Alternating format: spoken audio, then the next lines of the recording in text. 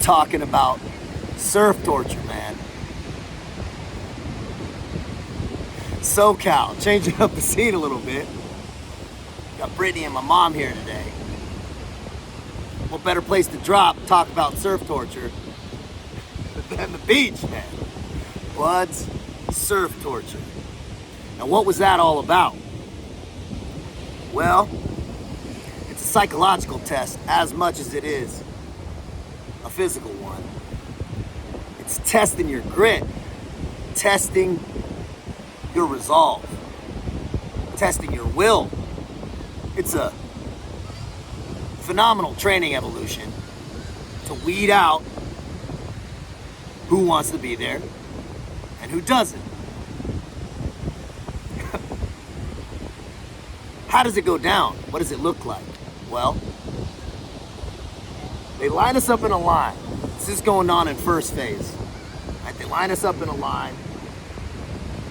Tell you to interlock arms. So your interlocked arms facing, it's usually a beach at night, by the way, facing the dark Pacific Ocean. And the instructors on the bullhorns will be like, hey, everybody out in the water. And there you go. And you start walking. Now this line walks in unison out into the surf.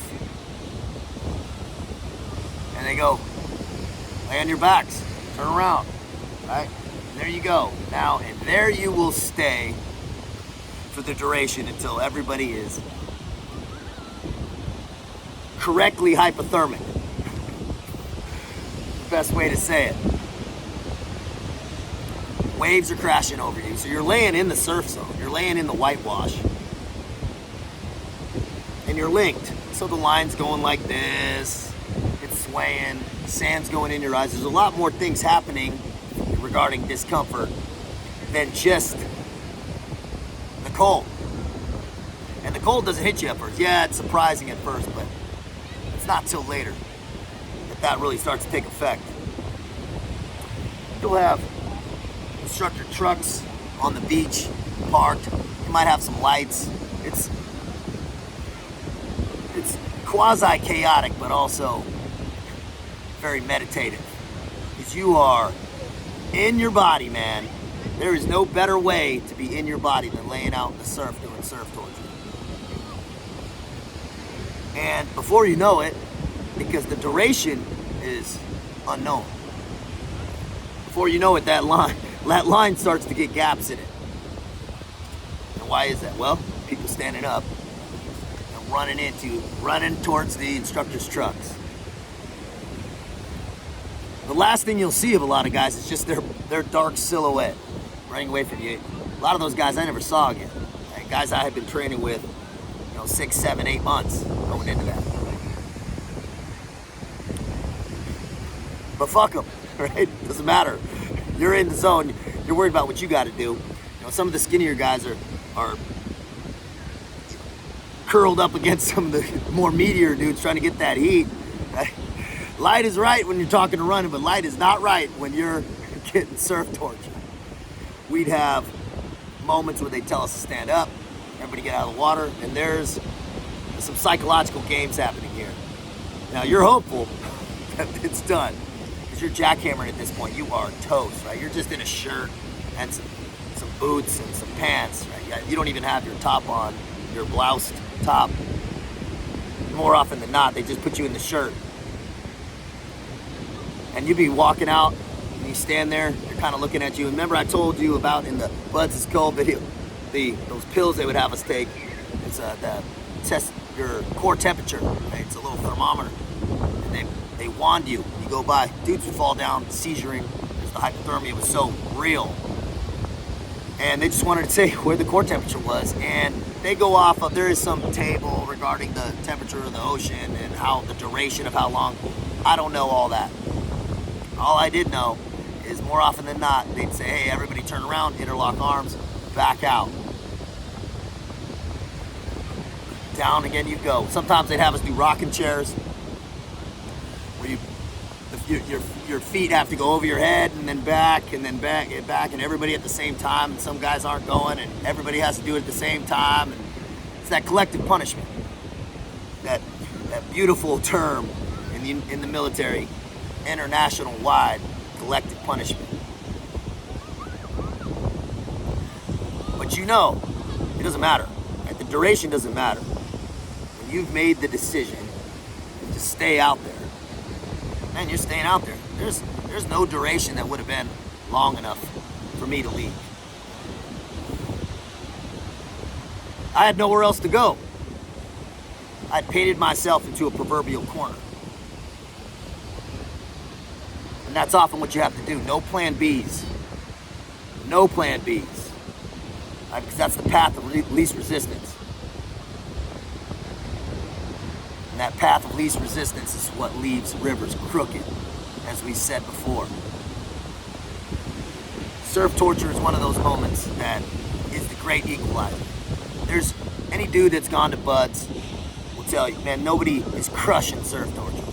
You're getting by. You're not thriving in surf torture. You're surviving. Quite literally.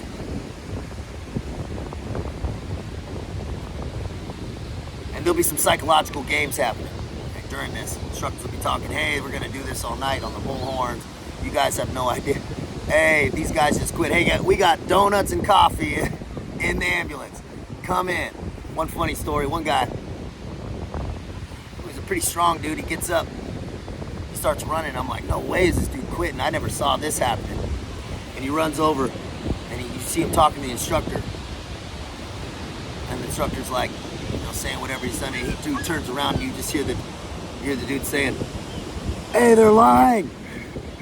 There's no donuts and coffee in the ambulance. And he comes back in and lays down. All right, the instructors are just laughing. You gotta make light, man. Humor is the medicine to get through tough times. If you can maintain a sense of humor in wildly difficult situations, you're gonna be extremely, extremely successful. You're definitely good to be around in a group, in a team setting. Now that's not being a goof, right? You're taking stuff seriously, but you can look at life and any situation with a comedic lens. And that comedic lens is, what lesson do we take from this? Right? There's a lot of lessons to be taken from surf torture. Like I said, it's a wildly effective method to test the resolve of each individual man that's there in SEAL training. It's never gonna go away. That is too important. That interlocking arms back into the dark ocean. Duration unknown. Powerful. Powerful. Time and place. A powerful memory for me. Man, it's great in retrospect. It was brutal during the time, during that moment. But it didn't matter. I knew I needed to be there. Also, man, the guy next to you, right? The guy next to you, he can do it. You can do it. That goes with everything in life. Man, sure there's people stronger, faster, smarter, but guess what? You got a lot of talents too. Everybody's just a human being. Nobody's Superman. No SEAL Superman, no Legionnaire Superman, no businessman is a Superman. If they can do it, you can do it. Remember that. I would look at people next to me, I'm like, man, if this guy can do it, I can do it. Have that frame, that self-talk is important, that positive self-talk.